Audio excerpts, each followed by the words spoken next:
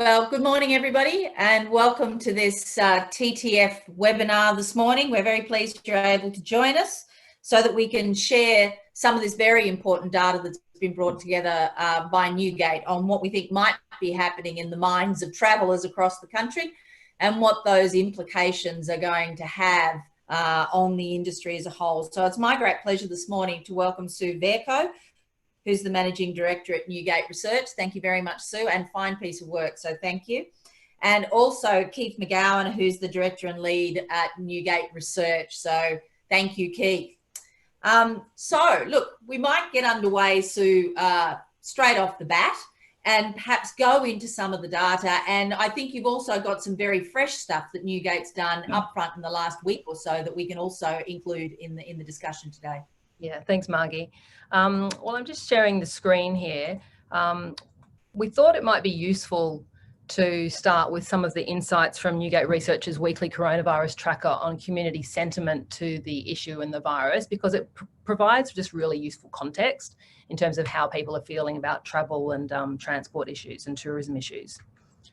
So I'll start off, and just so people know, the first 8 or so slides from here are from that study, which was conducted from Monday to Thursday last week. It was a national online study with a sample of nearly 1,200.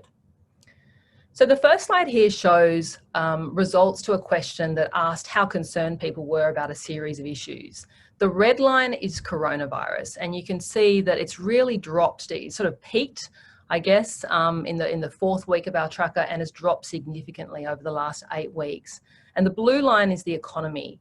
And you can see that about 5 weeks ago, those lines crossed. The point at which the economy overtook concerns about the coronavirus was quite important, I think, and is quite closely correlated with when various restrictions have been eased. This chart shows how people are feeling about the virus spread and their predictions for it. And you can see that if you look in the 1 month line, the orange line is the proportion of people who think it will get worse. So we saw a little bit of a dip 2 weeks ago, which sort of came back down. And there's sort of like some steadily increasing optimism about the spread of the virus, but still quite high levels of concern there. This slide shows the changes that people have experienced in their personal income due to coronavirus. And it's quite interesting because of the correlations with, people's likelihood to travel, I guess, over the coming year. And we can see here that 13% of people say their actual personal income has increased because of coronavirus, and 36% of people say it's got worse. The people whose income has increased, quite a few of those people are actually people that are unemployed.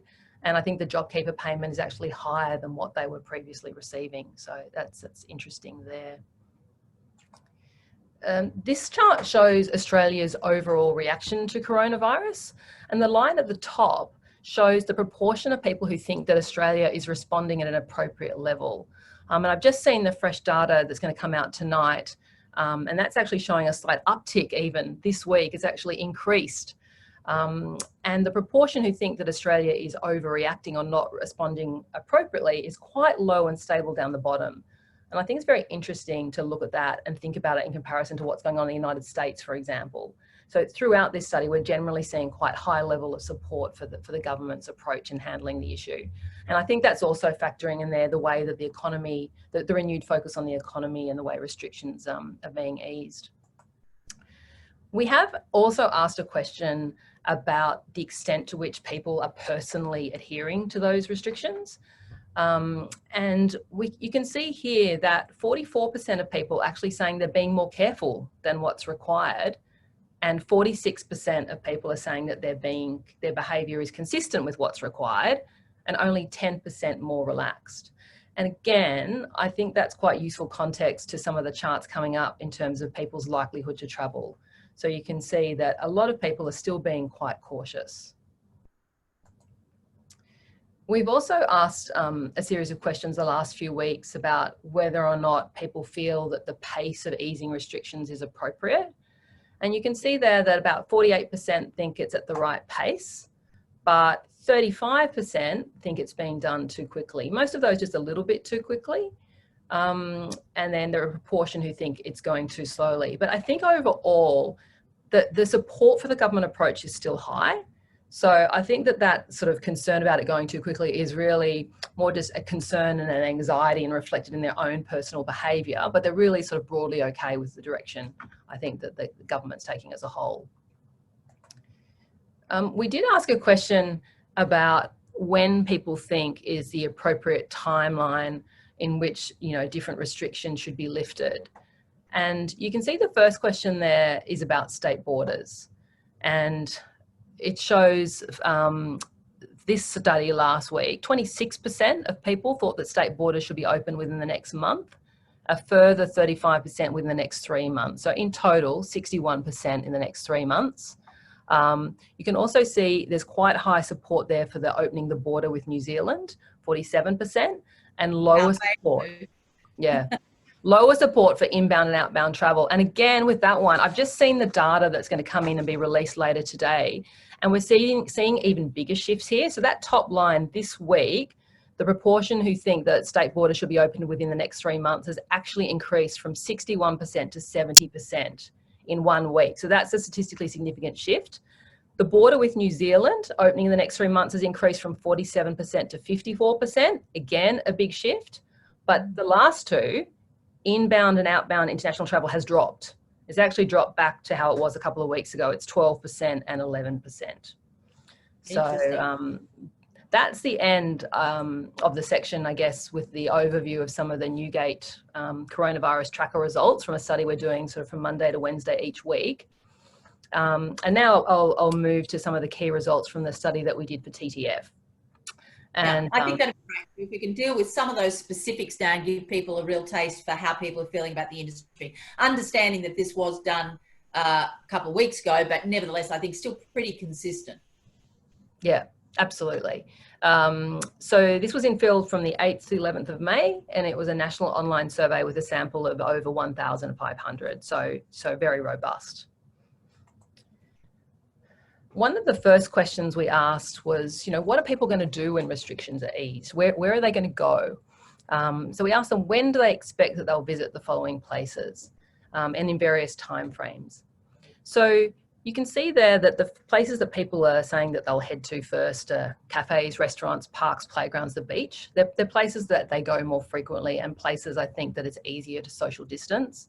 And further down, you can see places where people are closer together, you know, pubs, bars, nightclubs, museums, galleries and theatres and so forth, are going to take a little bit longer. But I would say there that people's responses are also factoring in their understanding of when these things will actually be opened. So we also asked a question about how frequently they thought that they would visit these types of venues compared to, you know, how frequently they visited before. And you can see sort of through the middle, the sort of the taupe, I don't know, the beige, the sort of colour in the middle shows the proportion who people, I don't know what the colour that is, who think that they'll visit with the same frequency as before. So it's just over half. But the tendency is to say that they'll visit these places a little less often or much less often than before. And that's more likely than visiting it more often. And I think that there's like an interesting correlation here with those earlier results I showed you about the proportion of people that are naturally at the moment saying that they're being a little bit more cautious than even the restrictions allow. I mean, Sue, from your point of view, having watched the other work that you've been doing over, you know, an extended period, the other confidence piece, how much do you think this sort of data here might have changed in the last couple of weeks, given that there's been a progressive opening up and it sort of makes people feel like, oh, well, that's good, things must be returning to normal? Or is it likely to be, oh no, don't do it? You know, where do you think those figures would have gone in the last couple of weeks? Do you think the visibility of change is making people feel more confident about the change or less so? Yeah, I think to some degree it's making people more confident. I think once you go out, you know, once to a restaurant, you think, oh, this is okay. You know, today's the first day I've come into the office, for example, and I'm like, oh, this is actually not too bad. I've driven in, I've got a park and, you know, all that kind of thing. But I think at the same time, people are watching very carefully what's happening overseas, and they're seeing, and that they feel that Australia has done a good job. You know, we've borne the pain. We've managed to control it really well. And we are also cautious about seeing that second wave and an uplift. So I think we will definitely see a gradual increase here, but with some restraint. And can I just encourage all of our participants, if anyone has any questions, please feel free to type them in. We will be filtering those questions in during the presentation. So get those typing fingers going and send us some questions as you have them. Back to you, Sue. No worries. Margy, I might just jump in very quickly, if you like, on your last question. Just a personal observation with parks and playgrounds here in Victoria. The signs came down and the tape came down on the weekend, and just driving past and taking my own children to the playground, there was a lot of people there, and people sort of rushing back to the skate parks and the playgrounds. And I think the other thing is around things like sporting events, which was right down near the bottom in terms of when people thought they might next go. There's only in the last day or two been some announcements from the major codes about when games will resume and spectators will be allowed. So in part, I think some of the results we see here reflect, as Sue mentioned, when people believe they will indeed be able to do these things as much as when they would like to do them. Yeah. One question we did ask was an open-ended question about what is the thing that people miss most about travelling? Because we thought this might be interesting in terms of positioning and marketing trips, going forward in the future. And what we found, the number one reason, the main thing that people missed was visiting and spending time with family and friends. And that tended to be people that had, a family member that lived interstate or a family member that lived overseas, and it also tended to be older people. But the other really strong reason was visiting and exploring new places and cultures. And that tended to be people who are aged 18 to 34, people who lived in capital cities. And they were talking, I think, mostly, thinking about the actual quotes, the verbatims that people gave. A lot of them were talking about overseas opportunities. But certainly, I think that's an opportunity for positioning, different attractions in Australia. The next one there was freedom and spontaneity. So people were saying just, the ability to just make a decision and get out, that was what they really missed most, the impromptu-ness of it.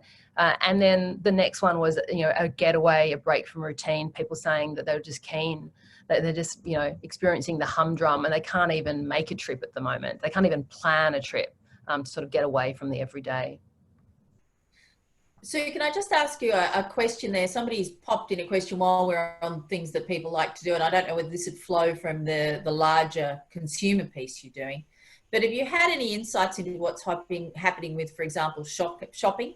Are people inclined to go to the CBD, or is it local precincts? Are they, going to outdoor strips instead of going to big shopping centres? Is any of that covered in the research? Yeah, we asked a question about that about 3 or 4 weeks ago. And at that time, people said that they thought that they would be continuing to do more online shopping. Now that they'd got it all set up, they thought they would do that. They also thought they would try to patronise their local shops a little bit more, although interestingly, over a period of weeks, that dropped back a bit. So I don't know if that's an aspirational thing, or if it will stick. But certainly in comparison to that, interest in going to large shopping centres and CBDs was significantly lower. People said they thought they would do that less than before. And I imagine, particularly for CBDs, that's probably transport issues will be a big factor there, because that's come through very strongly in our other work as well. Right. Yeah. Thank you. That's good. Moving on, we asked a question about travel intentions. So we said, if travel restrictions allow it, when do you think you will next travel for the following reasons? So the top line is leisure travellers, the top 2 bars, and then under that is business travellers. And on the left-hand side, we're showing all respondents, and on the right-hand side, we're showing regular travellers. But we ask people really to self-define as a regular traveller for ease. But if you look on the left-hand side, the top 6 boxes, leisure travellers. So in this study, we had 37% saying they thought they would travel within their own state in the next 2 months, and 64% within the next 6 months. Interstate was lower, 18% in the next 2 months, 46% in the next 3 months. And overseas was just 7% in the next 2 months and 20% in the next 6 months. And then you can go along and you can see, if you've travelled more frequently in the past, then you're also more likely to travel in the future. So the results are slightly, are better there. I do have some updated results just from the Newgate tracker last night. That's coming out today. So even in 3 weeks, these results have shifted up. These are statistically significant changes. So the proportion who think they'll travel interstate in their own state in the next 2 months has increased from 37% to 46%. And then within 6 months, 64 to 70%. And you can also see the increases there for interstate travel. There was no statistically significant changes in intentions to travel overseas naturally at the moment. So the next question that we asked people was, just compared to before the COVID pandemic, would you say that you are more or less interested in traveling in Australia for leisure or personal reasons? And what you can see there is 45% the same. You've got 28% more interested and 27% less interested. So, but when you actually, the interesting story becomes, and the good story, I think, for the tourism sector comes if you look at who is more interested. So the people that are more interested are those who are more likely to travel anyway. Their parents have added children, or adult children, they're retired, they tend to have family in other states or territories, their household finances have improved, and they sort of miss the spontaneity and they enjoy traveling. Whereas by comparison, the 27% who are less interested are people that actually aren't that interested in travel anyway, and they rarely travel. They've had their, not surprisingly, I guess, they've had their work hours or their income reduced as a result of COVID. They're younger, they don't have family interstate, and they live in inner city areas.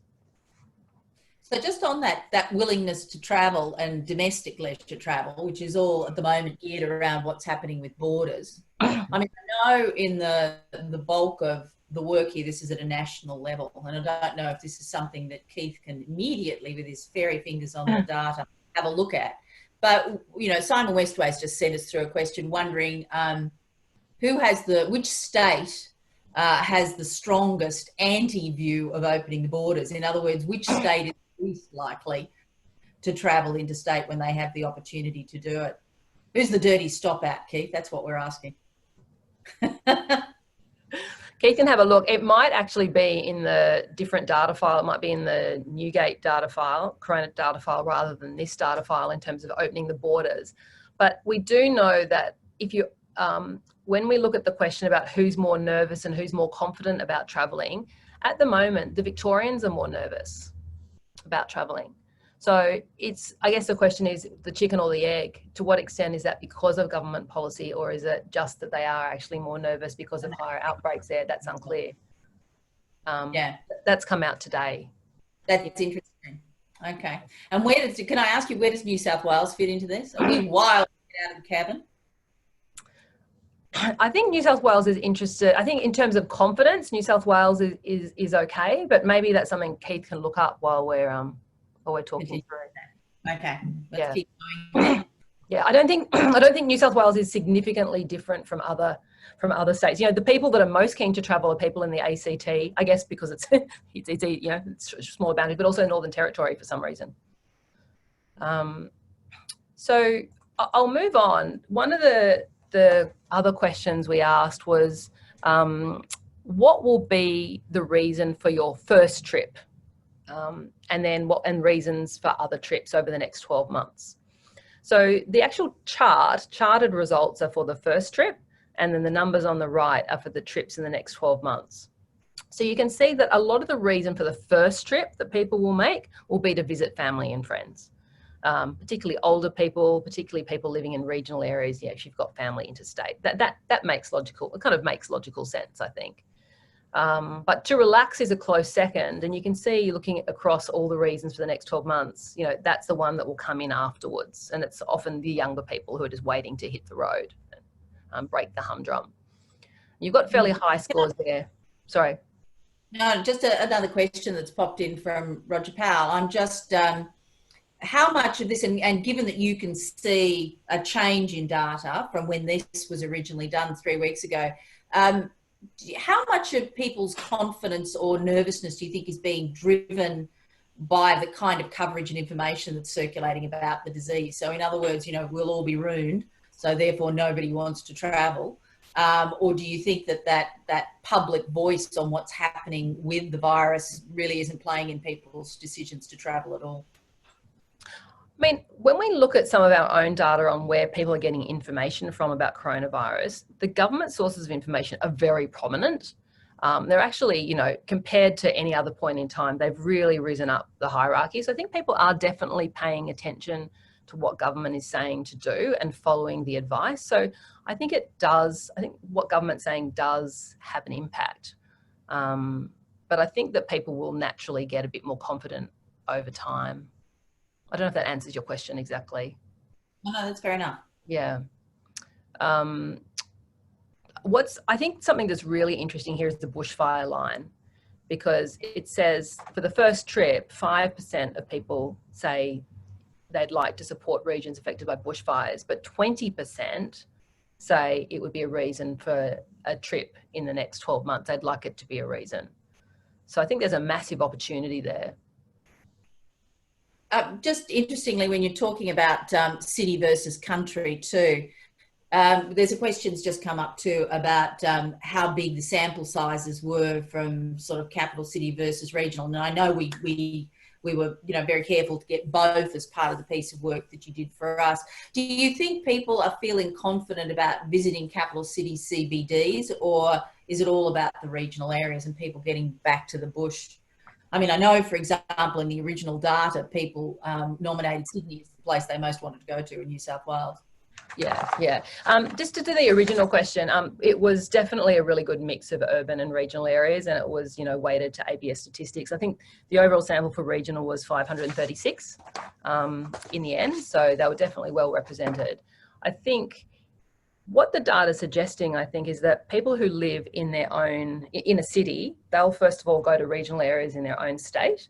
But if you're going interstate, you'll tend to fly into the city or travel to the, you would intend to travel to the city plus another place, like somewhere within about sort of 3 hours of the city. I don't know if you can add anything to that, Keith, but that's my understanding.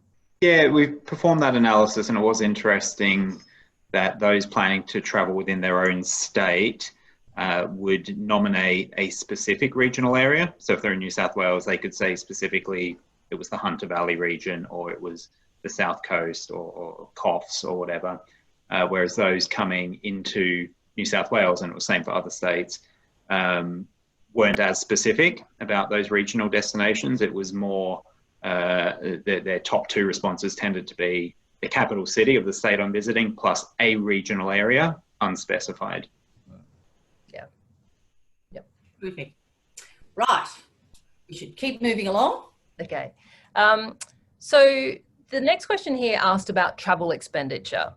So thinking about the next time you travel in Australia for leisure or personal reasons, how long do you expect to be, which of the following best describes how much you will spend? So you can actually see that 58% said they'd spend about the same as usual. And then you've got another 17% who said they would spend more than usual. So in total, 75% are maintaining or increasing their spend. And those more likely to maintain or increase, they're age 55, parents of adult children, Australian citizens, household impacts, finances not impacted. It kind of makes sense, but that's, you know, that's good news there. We asked people also what modes of transport they'd be likely to use when they next travel within Australia, or for personal reasons. And you can see there, you know, just a super high, won't surprise you, super high intent to use your own car, and with hire car third.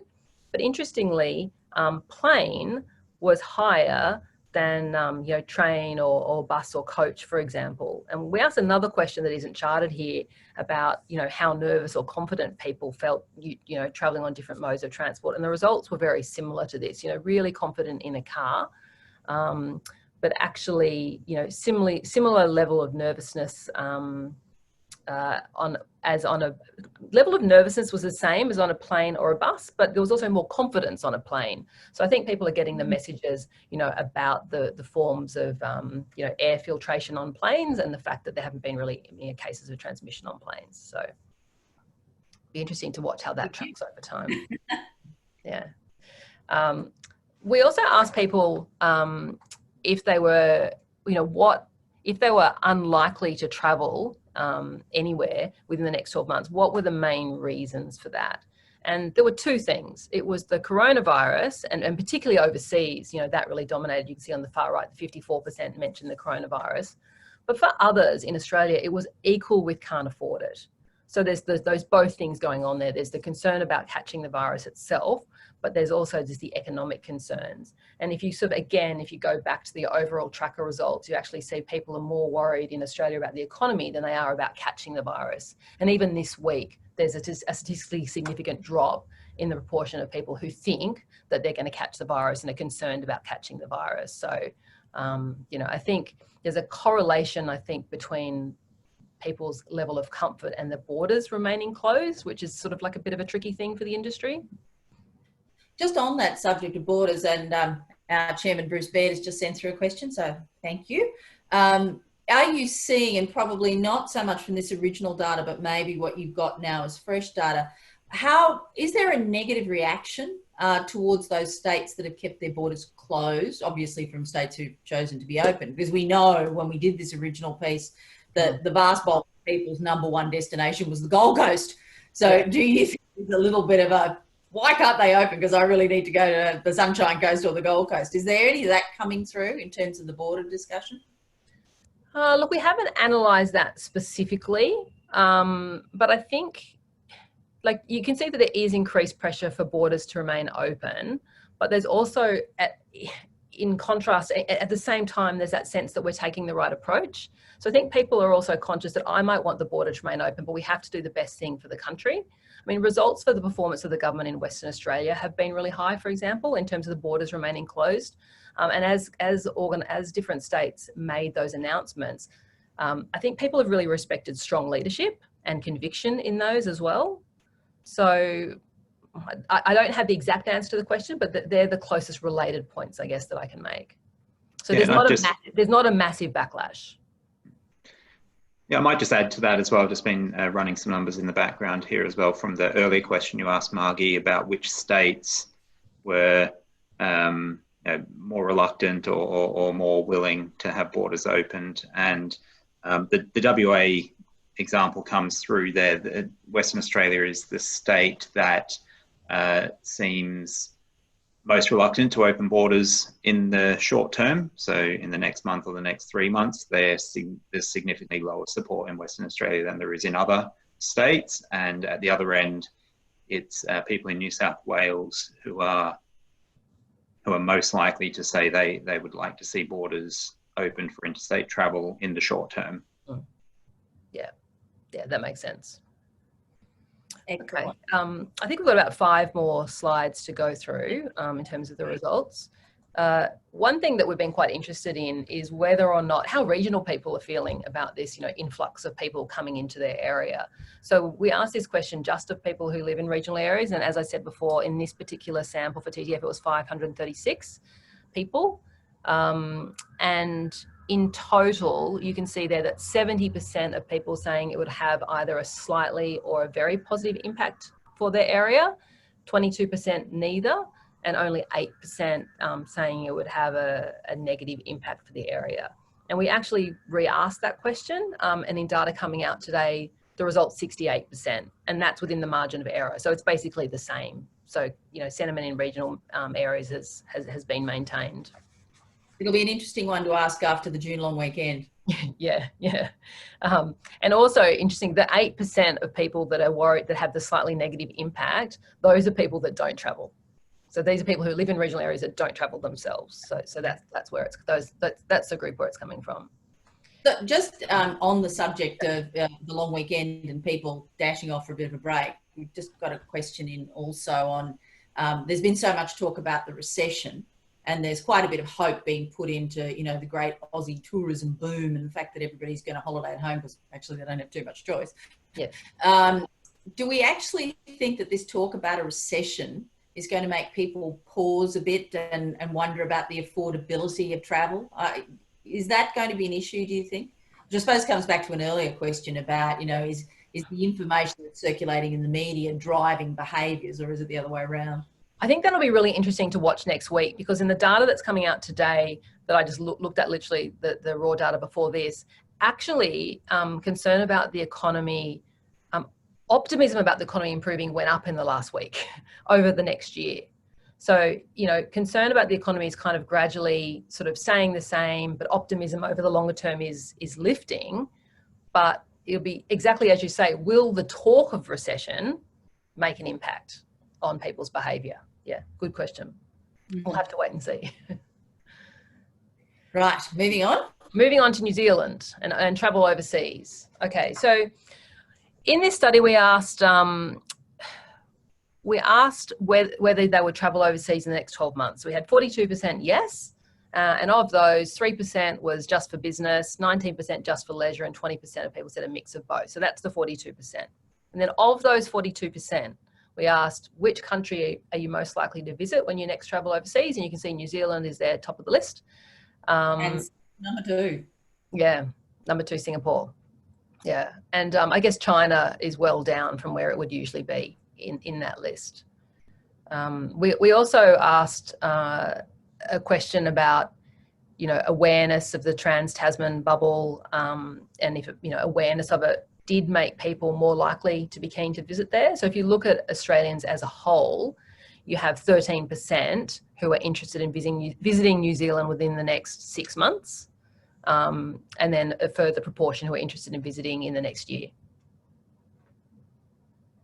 And then the very final question here, I referred to this a little bit earlier about, you know, people feeling nervous versus confident to travel in different places. And I think what's interesting there is that people feel almost just as nervous or confident about travelling to New Zealand as they do as travelling interstate within Australia. And there's, you know, that's right, it's another state of Australia. And, you know, very, very significant difference with feeling nervous or confident travelling to other overseas destinations. And I just think those results are completely in line with the earlier results that we shared about when people expect borders to be open and when they next expect to travel to those places. So that's the end of the, I'll stop my sharing. That's the end of the slide deck. Right. Thank you so much, Sue. And you know, Newgate did a fabulous job on this piece of work, and thank you for being so sensitive to the industry on this one. We've had a few more questions in, so I might start rolling some of these back at you. Sure. We've had a question about how do you encourage people, back to those early slides about, you know, going to the pub, going to the park, going to the whatever else.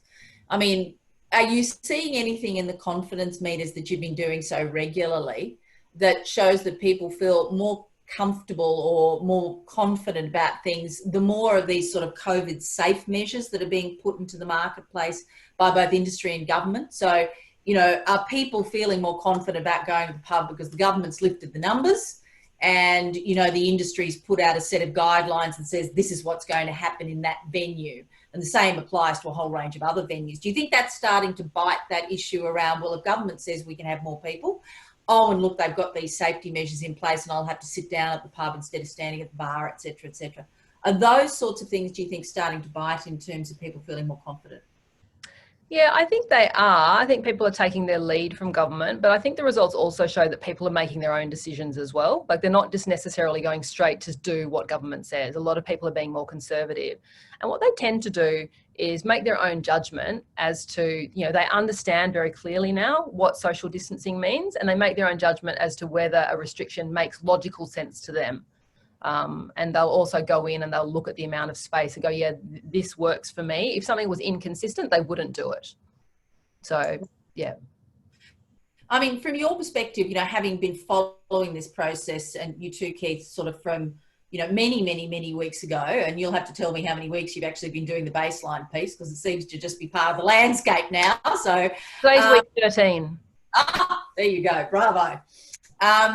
What do you think the biggest change you've seen in that general piece of work in terms of, you know, what aspect of that work? Is it people's confidence in government? Is it people's fear of the virus? Is it people's concern about their families or their jobs or whatever else? What's been the biggest change factor in that 13 weeks or couple of change factors in the 13 weeks that really stood out for you? I think it's really been trust in the government and trust in Australia's approach. I think in the beginning people were unsure, and I think that they generally think that communication from the government has been very strong and clear. It's been taking the right approach in looking after different groups.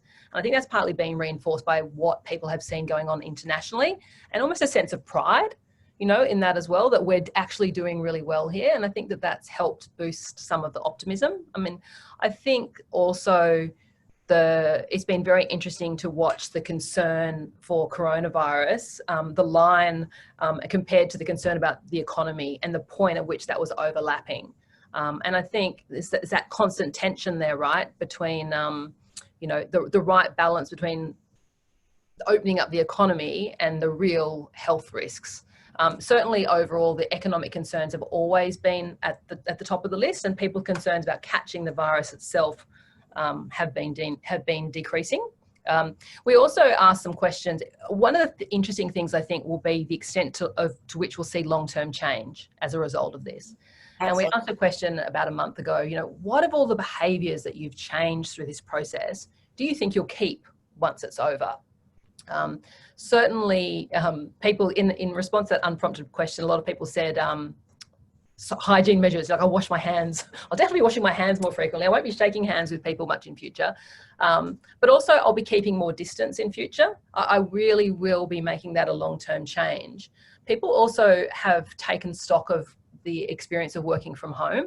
And we've got new data coming out today also showing a much higher proportion of people plan to work from home in the future, even if it's just 1 day or 2 days, and men just as equally likely to work from home and want to work from home in the future as women. And a lot of people also have been taking advantage of that extra time in the day to do things like exercise and cook. And they're planning on doing those things. It'll be interesting to see the extent to which they are maintained, or is it more like a New Year's resolution? You know, I think I might do this, but at least there's been a number of weeks sustained, you know, through that process. I think the crossover line between the cooking and the exercise, where the COVID kilos exist. Yeah, exactly. So I guess there's some of my key observations over the period of time. But I think we're definitely, and the change in people's preparedness to use different transport modes is just profound, and their willingness to do so. And that's been borne out through a number of different studies that we've done. So Keith, from your point of view, any personal high spots in the 13 weeks that sort of boggled your mind when you saw the data? I think the very first slide that Sue showed is one of the most fascinating ones, where coronavirus overtook the economy as the number one concern that people have, and stayed there for a few weeks, and then has subsided sort of, you know, week on week, and the economy has come back to the forefront of people's minds in terms of their concerns. So I think there's something in that which underpins a lot of everything else in terms of, you know, people's plans about spending money, about things they're going to do in terms of leisure and travel, but equally where it might drive motivations to travel and to do their bit to support the economy, and the news about the recession, if officially tipping into recession, will only exacerbate that. So from your point of view, what do you think, not to give away what you might be doing, but what do you think the big questions are going to be? Will they continue to be the ones you're asking now, or are there, you know, points of action that you think, you know, will need to be tested over the next couple of months? Yeah, I mean, it's very interesting. It's a conversation we have every week. Or what should we add in this week? What should we look at? I mean, I think obviously there's a lot of focus on JobKeeper, and, you know, will it be extended or will it be extended to different groups? You know, the university sector, how do we get international students back into Australia? Will be interesting. The return to work will be something that we'll be following closely. There's a lot of interest in flexible work practices and the extent to which that they'll be maintained.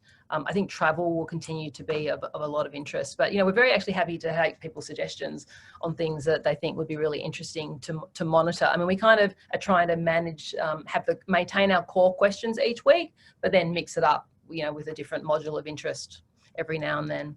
I think climate change is also going to be quite interesting, because after the bushfires, climate change was a very high sort of like peak, you know, the highest it's been for a number of years, and it's dropped down, but it hasn't gone away. It hasn't gone way back down to where it was before. It's still there. And I sort of have a view that if the government has been listening to science and made all these changes, you know, in relation to the science for coronavirus, you know, what sort of other major changes, disruptive changes could be made, you know, in relation to other issues. So I think now is a time when a lot of people are thinking about, a lot of industries are thinking about quite significant changes, because there seems to be a public appetite and willingness to accept those. So that's something I guess we're seeing across the business sector. And we've got another question just popped in from Tony Ryan, one of our board members. Thank you, Tony.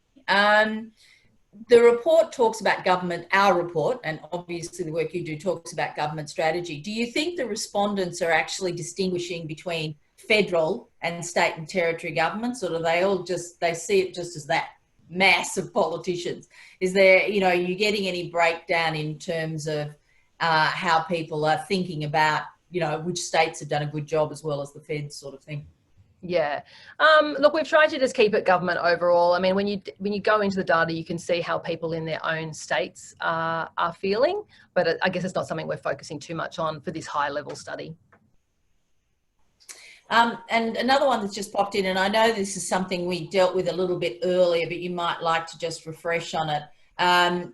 When people are picking a destination to go to, you know, what is it they're going for? Food, tourism, adventure, the environment, whatever else? Because I know we did do a bit of a breakdown on this, and I seem to recall that food tourism appeared very well in the scheme of things. Yeah, I think we did ask that. I'm just trying to find the list of... I have that up if you, I can respond. Thank you, Keith. Yep, thanks, Keith. Yeah, so yeah, absolutely. We asked what motivations people had for traveling and what activities they were interested in while traveling. So in terms of those who were interested in traveling domestically, the list runs from top to bottom. Sightseeing is number one, closely followed by food and drink experiences. And that includes things like dining out, visiting places where, you know, wineries or other places where they can see firsthand how it's made and sample things. And the third biggest activity was shopping. So I think we expected to see some of that as well as a sort of the typical activities that people undertake. The list then goes down: nature-based activities and attending cultural events rounds out the top 5. That's activities that people are interested in taking part in. And we also asked a question, what people miss about traveling, and asked them to tell us in their own words. And we coded up the responses. And again, food featured quite highly in people's responses, both in the context of traveling overseas and experiencing different cultures and different ways of life, and food being a big part of that discovery and experience that people are having, that immersion in the local cultures. And food in its own right was a big reason for people wanting to travel. So absolutely, there's a lot in that. And I'm just wondering, Sue, as perhaps, thank you so much, Keith, as our last question, we just had another question pop through on the scope here. And I know we didn't actually put this slide up, but in terms of the domestic destinations that people are most keen to go to, you know, we know Gold Coast is up there at the top of the pops, but what are some of the key destinations for the other states that people actually nominated, as opposed to the ones we always think it will be? Yeah, sure. So, I mean, we asked this 2 ways. We asked, first of all, interstate trips. So just at the high level, people who are interested in interstate tourism were more likely to go to Queensland, 34%, followed by New South Wales, 29%, Victoria, 22%, Tassie, 14%, South Australia, 13%, and Western Australia, Northern Territory were 11%, ACT 10%. So that's in terms of like the interstate. Then we asked people if they were interested. We looked both combined that if you were going to travel intrastate in your own state or from another state, where you'd go to. And so we have a bit of a breakdown in each state. So Queensland, as Margy said, Gold Coast, everyone wants to go to, followed by the Sunshine Coast, Noosa, Brisbane, and the tropical north. They're the top of the list there. New South Wales at Sydney, followed by the North Coast, Byron, South Coast, Central Coast, Snowy Mountains. Tassie, Hobart is right up the top with Launceston, Tamar Valley, number 2. Victoria, it's Melbourne, Great Ocean Road, Yarra Valley, then Lakes and Gippsland. South Australia, it's the Adelaide and Adelaide Hills, Barossa, Clare Valleys and Kangaroo Island. Perth, it's Perth, Fremantle, Margaret River and the Coral Coast. And Darwin, it's Northern Territory, it's Darwin and then Kakadu. But we do have the full data on that. That's great. Look, I'm conscious of time and I'm very grateful you could make some time to go through all of this data with us today. I know there's been a huge amount of interest in it. So thank you all for fine work from Newgate and terrific job today in terms of giving everybody an additional insight into that. So thank you very much, Sue, and thank you, Keith, for joining us. You're very welcome. Thanks, Margy. Take care. Pleasure. Thanks Bye. all. Thank you all our participants. That's the end of today, and we look forward to seeing you at the next TTF webinar. Take care.